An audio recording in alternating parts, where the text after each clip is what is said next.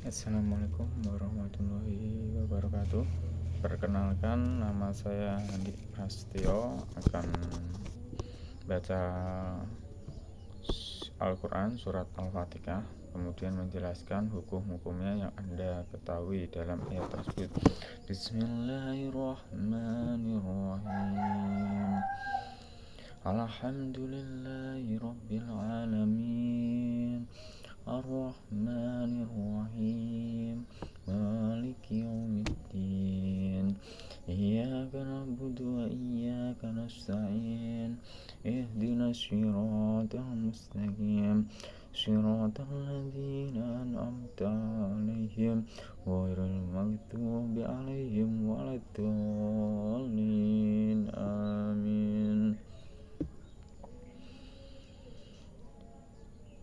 Yaitu saya salah satu mahasiswa di IAIN Syekh Nurjati Cirebon, kelas A18.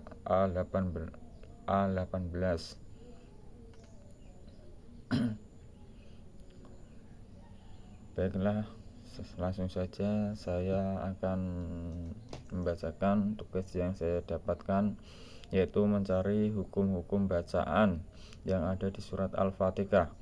Setelah saya lihat dan cermati dan pahami di surat Al-Fatihah ini, saya temukan 4 hukum bacaan.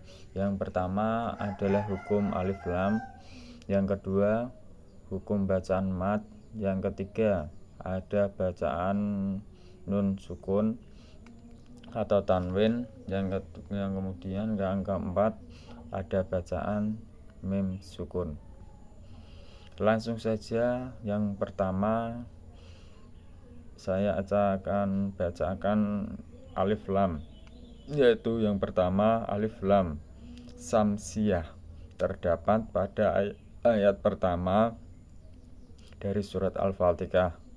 Ayat as-samsiyah ini adalah kita membacanya langsung ke huruf tanpa membaca bilangnya 4.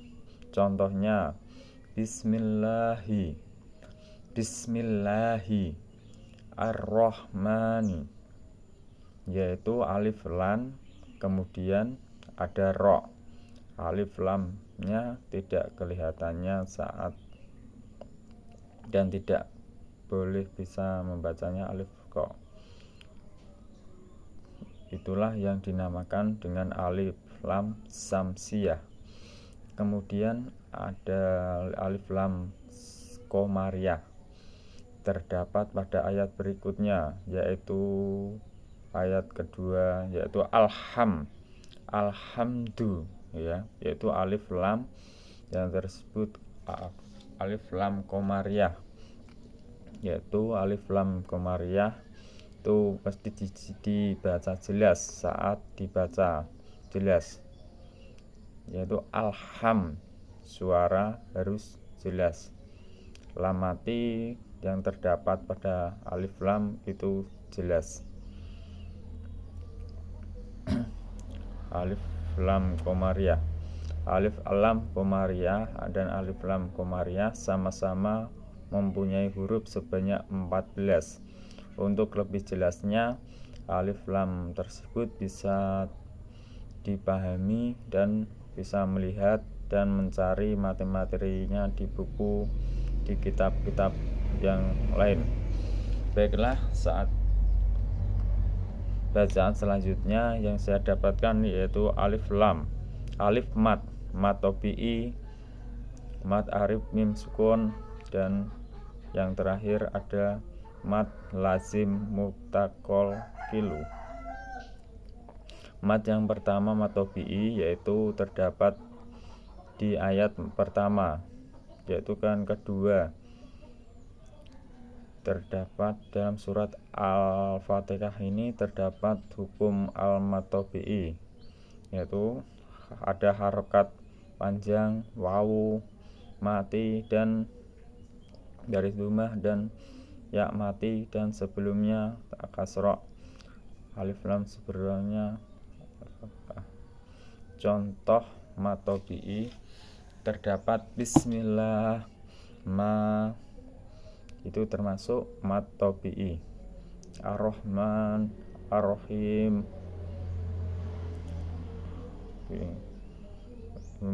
dan ketemu dan mati, atau fatkah ketemu alif, al-kasrah ketemu ya mati, maka hukum bacaannya mad tabi'i.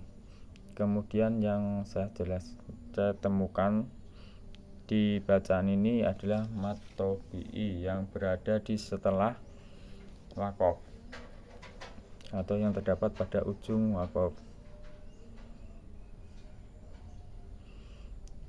Ya, mungkin itu yang saya bisa jelaskan dari bacaan surat Al-Fatihah. Kemudian jelaskan hukum-hukum yang ada ketahui terus ayat tersebut. Mungkin itu yang bisa saya sampaikan dari soal yang pertama.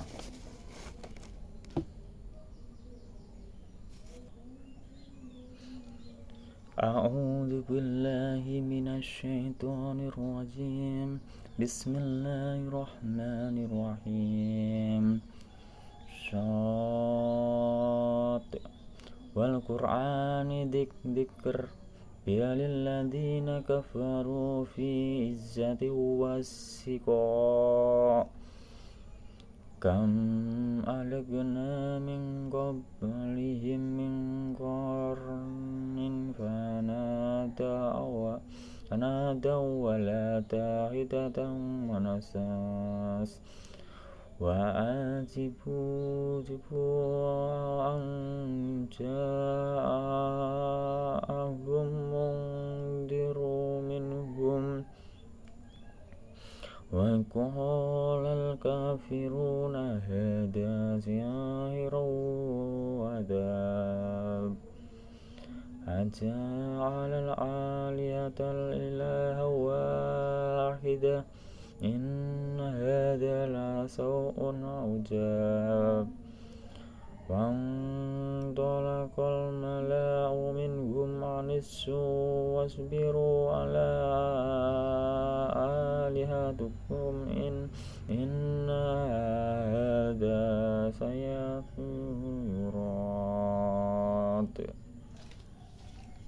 Sadaqallahul azim.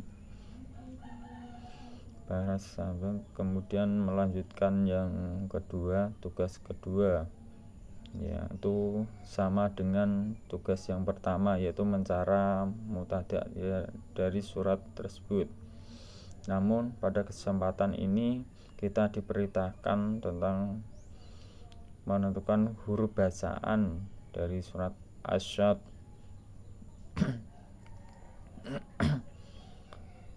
Yaitu saya mencari ada 5 bacaan. Yang pertama ada hukum bacaan mad, yang kedua ada hukum bacaan alif lam, yang ketiga ada bacaan qalqalah, ada bacaan nun sukun atau tanwin, yang terakhir ada bacaan mim sukun. Hukum bacaan yang pertama yaitu hukum ajam bacaan 6. Yang pertama yaitu ada mad lazim, yaitu ayat pertama surat Asy-Syadd yang bunyinya shad. Mad ini bisa dibaca 4 sampai 4 harokat. Mad saya kedua yaitu ada di bacaan mad tabi'i, yaitu ada dua ayat pertama yaitu Al-Quran, yaitu bacaan mad tabi'i, dan setelahnya tidak ada alif lam atau hamzah dan tidak ada di ujung bakot. Kemudian selanjutnya mad tabi'i harus ketemu ya mati dan alif ketemu dengan alif. Ya mungkin itu yang bisa saya jelaskan di tugas yang pertama. Yaitu sekarang tugas nomor 3, itu menjelaskan di mana letak makhraj huruf dan sifat-sifat huruf mutadoh dan ghairul mutadoh yang ada pada huruf di bawah ini, yaitu yang pertama yaitu ha. Ha ini adalah hames. Yang kedua adalah go. Go merupakan terletak di hurufnya al-haqi yang keluar dari kerongkongan. Sifatnya yaitu jahal, yaitu taat. Yang ketiga yaitu dha. Dha merupakan terletak pada hurufnya alisan atau keluar pada lisan. Jadi disebut sifatnya al-jahal. Sekarang kha. Kha termasuk huruf makharijul huruf yang terletak di alisan. Sifatnya adalah al-jahal. Sekarang huruf ra. Huruf ra merupakan sifat alisan. Alisan ya. Sifatnya al-jahal. Selain al-jahal juga bersifat takrir atau ra. Kemudian yaitu za. Za ini merupakan masrohirijul huruf alisan yang bersifat al-jahal. Ada bahkan za masrohirijul alisan yang bersifat al-jahal yang ada sod, ada dho dan ba merupakan alisan makharijul alisan. Sod di sifatnya hamas yang sifatnya jahal. Ada yang terakhir yaitu ba merupakan huruf safawi yang terletak pada bibir.